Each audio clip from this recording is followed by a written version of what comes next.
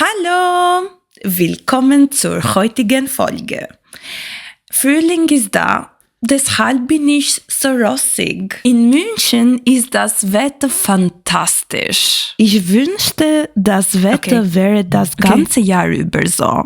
Mendoj se kjo ishte thjesht një ëndër që unë flas gjermanisht, sepse realiteti është që unë nuk flas kaq mirë gjermanisht. Dhe me këtë super intro, I welcome you to my new series, Expectations versus Reality.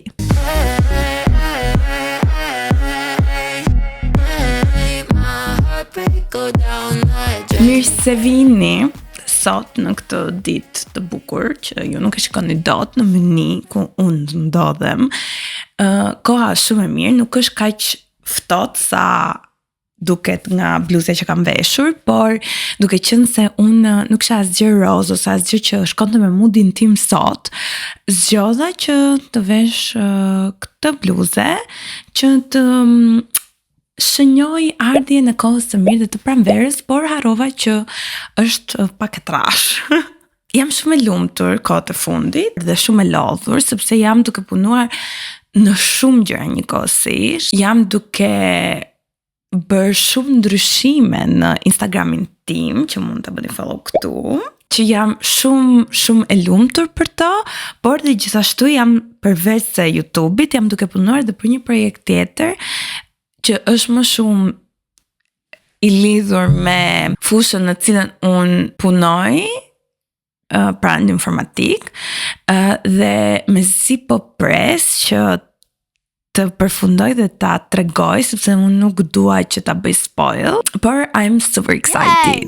Sot, do nis, mos e shikoni këtë gotën kaq plot, sepse nuk është verë, por është cider, por it gives something to the vibe of today's video, sepse unë dua ta bëj këtë video pak si një diskutim mes shoqesh, si që të e bëja diskutimin me shoqet e mia në shtëpi, edhe nëse je shok, it's fine, works. Por, ju ftoj të merrni diçka për të pirë që ju pëlqen, dhe gjithashtu, mbase diçka për të ngrënë, sepse realiteti është që unë fatkeqësisht nuk haj dot pa video tani më.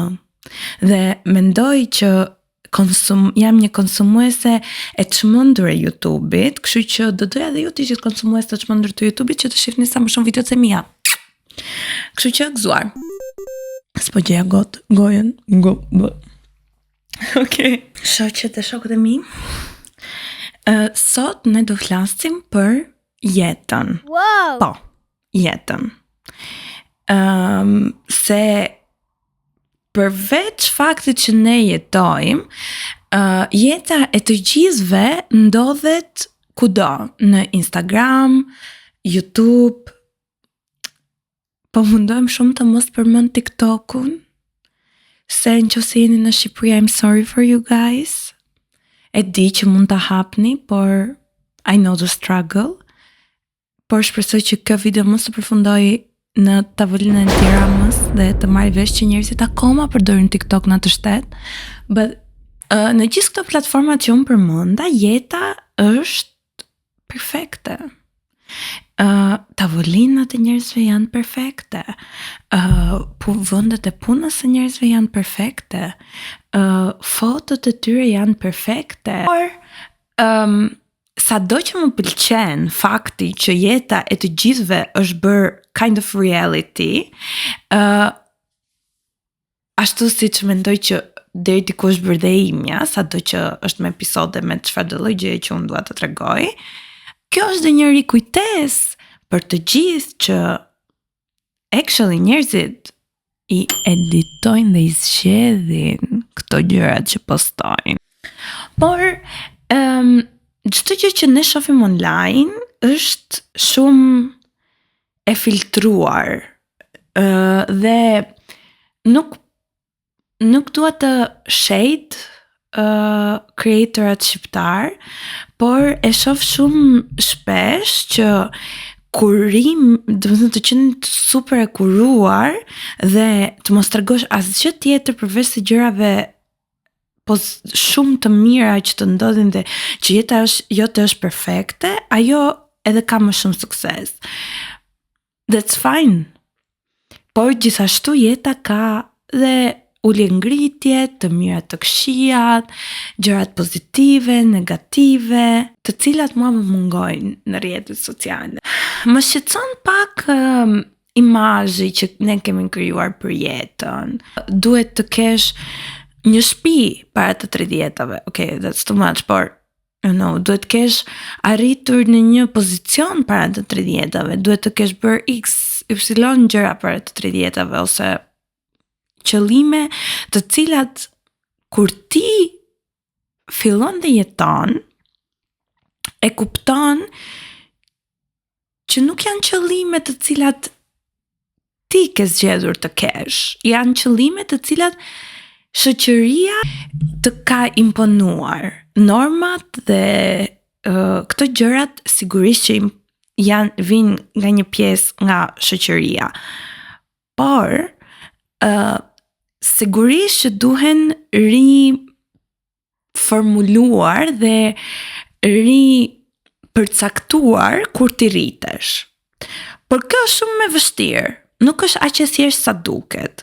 Kështu që nëse ti je fix në një moment në cilin nuk e din se çfarë je duke bërë, do not bother, babe.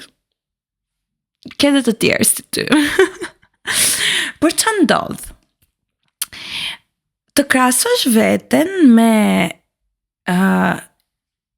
normat e shoqërisë ose në përgjithësi se ku je në këtë moment, jo me një njeri specifik, është një veçori dhe një skill do soja që të duhet në jetë, sepse sigurisht duhet të dish a ke kontribuar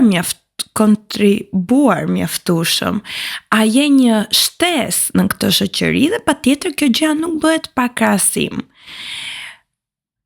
Por kur hapim atë rrjetin social, automatikisht krahasimin që ne bëjmë, nëse nuk përdoret dhe ajo ndjeshmëria nuk përdoret në të mirën tonë, që do shpjegoj pak më vonë, kthehet në një helm i vogël për veten tonë. Ti krahason veten, e kupton që ky trup është shumë i bukur që mua më doli në feed, unë nuk e kam. Dhe në këtë moment ti nuk ke atë iden që po për një sekond dhe që ka tipe të ndryshme trupash, ka tipe të ndryshme barqesh, ka tipe të ndryshme metabolizmash, nuk e bën këtë filtrim. Dhe ti ke ngecur tek ajo video pa scrolluar. Algoritmi shumë i mirë në këtë që gjithmonë kanë qasjen pozitive që të bëj të ndjesh ty më mirë. Kur ti scrollon, të nxjerrë një video të njëjtit ti, pra një vajzë që është duke provuar rroba që nuk e ka trupin si ty. Because hello, kemi tipe të ndryshme trupash, pra është një trup modeleje shumë i holl, me më vjen fjalët në greqisht, kabiles, shumë të bukura, nuk më intereson të i përkthej poshtë. Dhe ti vazhdon e ke humbur aty sepse don të shikosh rrobat që ka provuar, por prap nuk e ke vendosur atë filtrin, dhe kështu ai algoritëm vazhdon të nxjerrë gjëra të këtij tipit që nëse ti nuk e këtë filtrin për të përdorur në mënyrë të duhur krahasimin që ti bën, të bën të ndjesh keq. Dhe e them këtë sepse nuk është se unë nuk e kam kaluar këtë fazë, edhe pse unë nuk kam qenë një person që kam krahasuar shumë vetet, po kur kam pas këto momentet e mia të brishta, e kam bërë. Dhe sidomos kur jam vendosur në situata ose jam shtyrë në situata nga njerëz të tjerë, kam krahasuar veten me njerëz të tjerë dhe jam bërë të ndjem akoma më shumë keq. Dhe nga një person i cili ka kaluar këtë, filtri më ndihmon që të dal nga kjo vorbulla e mendimeve. Sa po unë kam veten që zakonisht ndodh të video parë ose video dytë, që unë po futem në këto mendime të pa filtruara dhe mund të më bëjnë keq, ndaloj. Dhe them, Ira, pra në këtë rast të këtij trupi të kudi unë, them, Ira, është ky your body type? No. Nëse është për shembull një sportiste ose diçka e tillë, ky person ka shumë vite që merret me sport dhe bën gjëra të tilla. Mund të kesh ti trupin e këtij personit ose muskujt, sasinë e muskujve që ka ky person në një vit e gjysmë që ke qenë në pilates? Jo, sepse është ndryshe të punosh 10 vjet me trupin dhe ndryshe të punosh një vit e gjysmë. Dhe automatikisht unë nuk e krahasoj më veten, sepse situatat dhe rrugtimi janë kanë qenë të ndryshëm.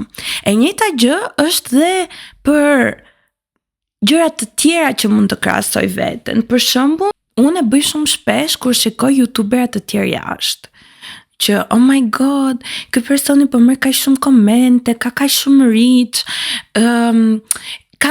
nuk e kam pjesën e të qenurit i famshëm, kam më shumë të pjesa e interakcionin me njerëzit e cila është gjëja që unë dua të arrij. Kuptoj që ky personi nuk ka hyrë dje, nuk ka bërë 7 video që kam unë.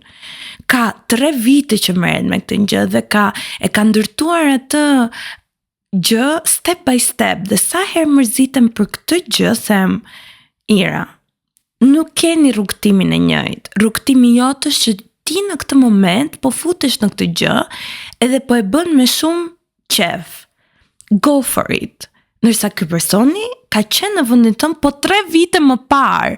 Kjo më ndihmon gjithmonë që të dal nga ajo vorbulla e mendimeve dhe e krahasimit me çdo njeri që shoh online. Dhe gjithë njerëzit në online, përveç këtij fakti të krahasimit, kanë pritshmëri shumë të larta, ose më saktë kanë pritshmëri që çdo gjë që shikon online të jetë aesthetically perfect. Pra të ketë këtë perfeksionin estetik. Patjetër është shumë pleasing, po nuk mendoni se deri në një farë pike bëhet pak e mërzitshëm. Për mua është pak e mërzitshëm që jeta të ketë për ditë ngjyrat kafe, bezh, zez, gri dhe asnjë ngjyrë tjetër.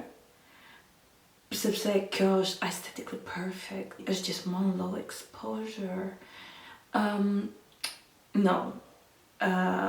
Realiteti është që mendoj që këto njerëzit që e bëjnë këtë gjë duan të veshin ngjyra. Kjo është ndjesia ime, që në fakt njerëzit duan të veshin ngjyra, por nga që pritshmëria është kjo dhe kjo hecën më shumë, ato kanë bërë pakt me këtë gjë, që unë vdes kur shikoj gjëra jo perfekte, që janë jo conventional. Është my favorite type of content. E dini që gjej shumë të vështirë nga këto pritshmëritë që kanë gjithë njerëzit në përgjithësi, është balanca punë-jetë. Mendoj që është për mua personalisht gjëja më e vështirë e mundshme. Pse e them këtë? Sepse është shumë e thjeshtë të thuash, po pse ke kohë mjaftueshëm, ti punon 8-5, po themi, ose 8-6, ose 9-5, ose 9-6, hajt e 7. Në gjithë pjesën tjetër derisa të flesh gjumë, çfarë të bësh? Mund të shkosh në palestër. Okej, duket shumë e thjeshtë kështu. Por mendo pak, ke shkuar në punë në orën 9. Ke punuar deri në orën 7. Ke punuar të kanë dalë syt venit. Dhe nuk e ngrën mirë. Dhe të shkosh në palestër. Bën shumë mirë, po duhet të kesh atë forcën brenda teje që ti të shkosh në atë palestër, të shkret dhe të jesh midis meshkujve plot testosteron duke bërë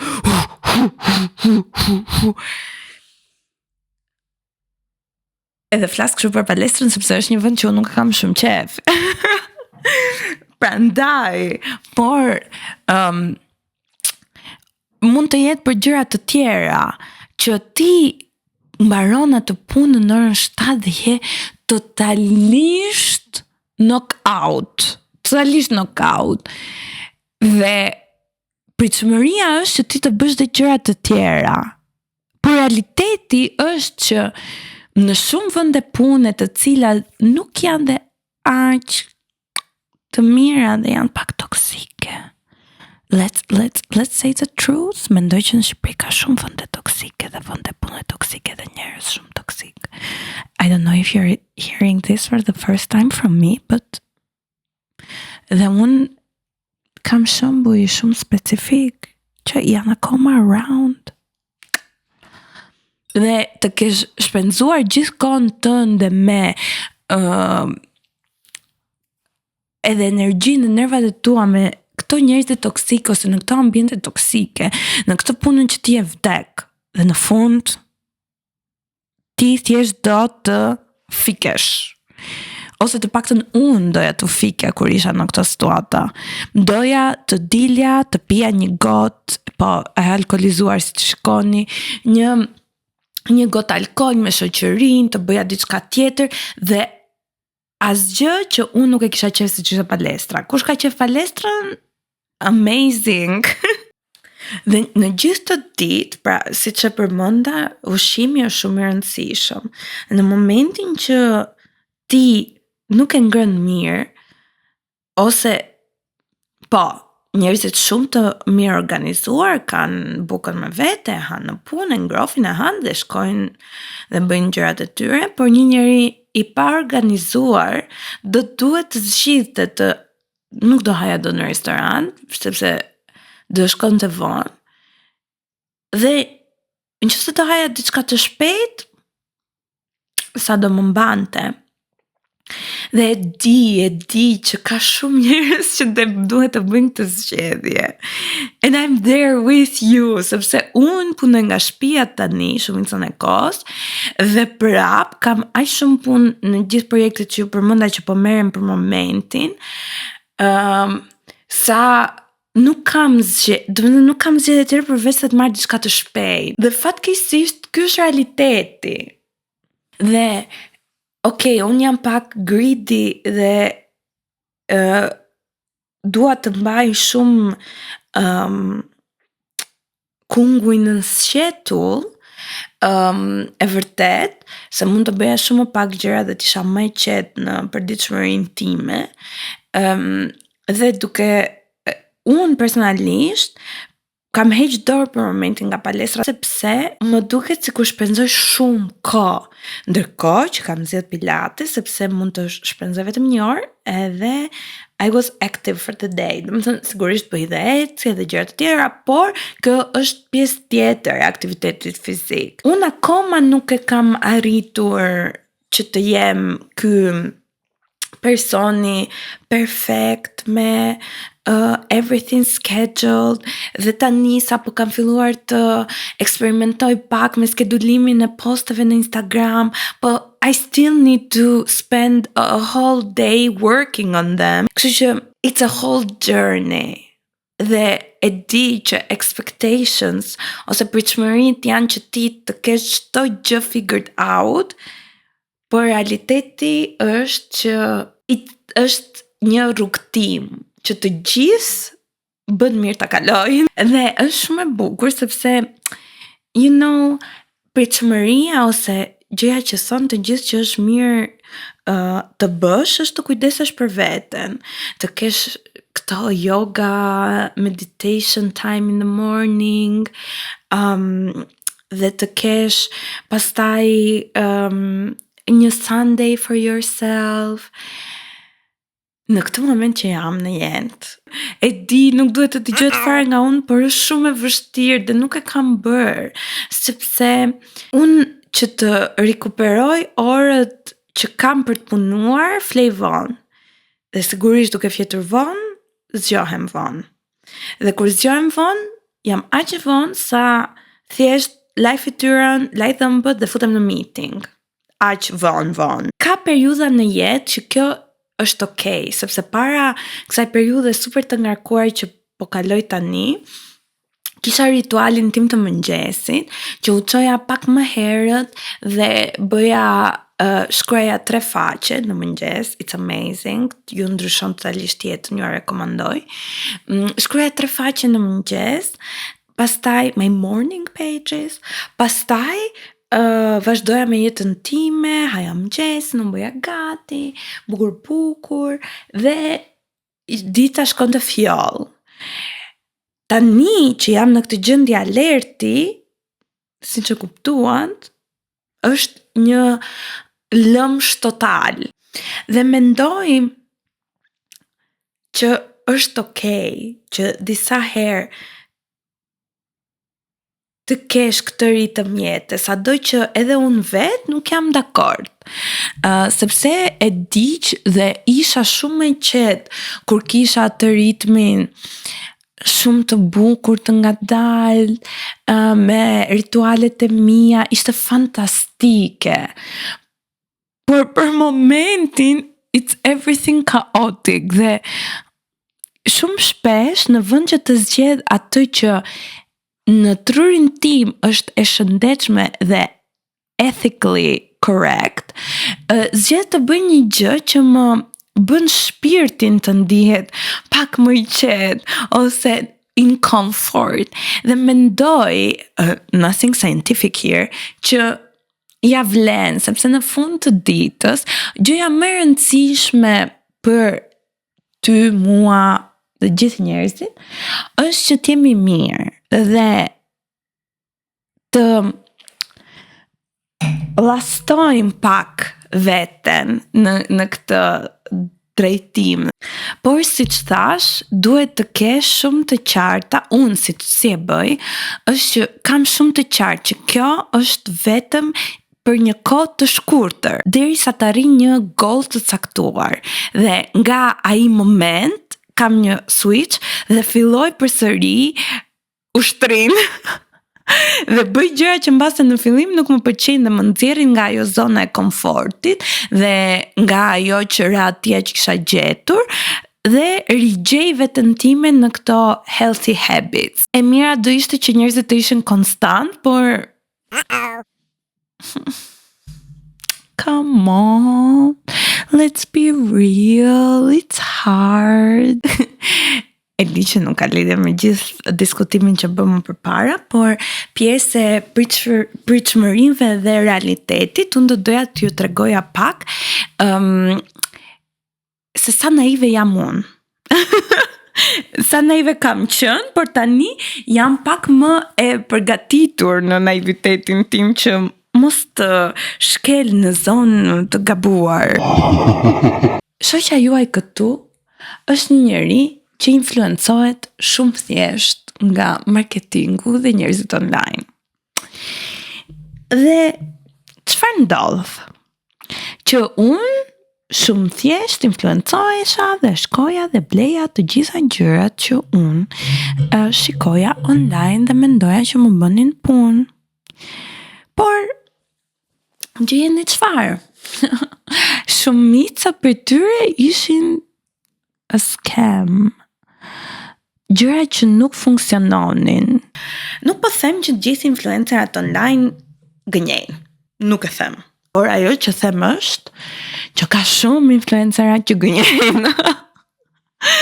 Dhe pranojnë ato brand deals ose ato oferta nga kompani vetëm prej lekëve. Wow! Pastaj ka influencera që janë shumë të kujdesshëm me brand deals dhe me persona që zgjedhin që të reklamojnë. Dhe këto të fundit unë i dashuroj. Dhe realiteti është që ju miq të dashur mos shpenzoni lekët juaja të vyera që i keni fituar me djers në të gjithë. por bëni research. Ju prezantoj me Ira the Researcher. I research everything. Nuk e keni iden që lloj kërkimesh unë mund të bëj, but that's the right thing. Do doja t'ju jepja një tip të vogël që unë bëj zakonisht, definitivisht që shumicën e produkteve që blej e shikoj në një influencer. E çfarë bëj unë? Futem dhe kërkoj në TikTok ose në Instagram kush tjetër ka bërë review për këtë. Zakonisht, shenja që ajo është një gjë e mirë është që ka creator të tjerë më të vegjël që duken që nuk kanë brand deal, që e kanë reklamuar. Pastaj, unë shkoj në Google, shikoj review dhe shikoj sa review ka për shembull në Amazon ose në çdo lloj faqe tjetër, shikoj nëse njerëzit janë të kënaqur, filloj dhe kërkoj për alternativa. Dhe shikoj dhe krahasoj alternativat që janë në treg, sepse zakonisht, për shembull, mund të ketë një device që është shumë i mirë, por ka shumë opsione se çfarë unë dua. Dhe pastaj filloj kërkoj diçka që është mbase më afër gjërave që unë dua me çmime të mirë. Dhe kështu unë përfundoj në produktin që unë dua të blej. Tip from Ira.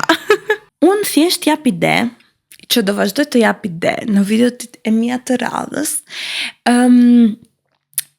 Por në fund të ditës, nëse ju jeni në rregull me veten tuaj dhe doni të merrni ndonjë ide nga unë, mund ta merrni, por nëse jeni në rregull me veten tuaj dhe me si jetoni jetën, pa çka se ajo nuk është në këto norma dhe estetikat e vendosura në Instagram dhe në rrjetet sociale apo në pritshmëritë që ka bota ndaj jush në moshën që ju keni, it's totally fine, babe. Sepse nuk mendoj që shumë nga personat kanë their shit figured out. Sorry. Një nga ato jam dhe unë. I love what I'm doing, e dashuroj jetën time, po e dashuroj sepse është një proces i të cilin unë kam vendosur ta jetoj. Të gjetjes hobive, dëshirave që kam, por duke mos harruar se kush jam. Dhe mendoj që kjo është më e rëndësishmja në jetët e të gjithëve. Të jeni të vërtet me veten tuaj, sepse realisht vetja juaj nuk do ju hedhi kur poshtë. Këtë muhabet kisha dhe me Gjana Hajt.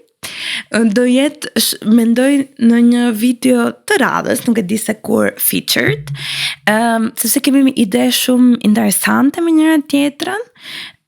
Dhe këtë muhabet kishim dhe ajo po më thonte që nuk pendohem për asgjë që kam bërë në jetë. Dhe unë gjithashtu. Dhe nëse kam bërë gabime, i kam bërë sepse unë isha aty për doja të jetoja. Dhe ta jetoja jetën, doja ta përjetoja dhe nuk të ndryshoja nga rrugtimi im asgjë.